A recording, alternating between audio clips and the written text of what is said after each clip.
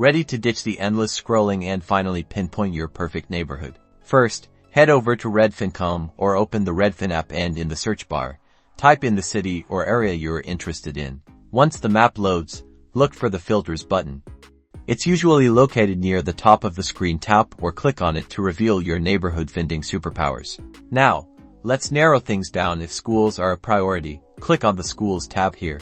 You can filter by school district, ratings, and even specific schools. Next up, let's tackle the commute. Select the commute option and enter your work address and preferred mode of transportation. Redfin will then show you areas with acceptable commute times. Want to be close to coffee shops, parks, or grocery stores? Head over to the amenities filter to select the amenities that matter most to you. See those color-coded areas on the map?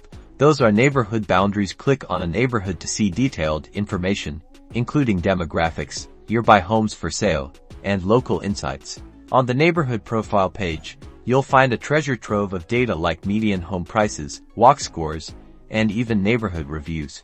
Once you fine-tune your search, save it.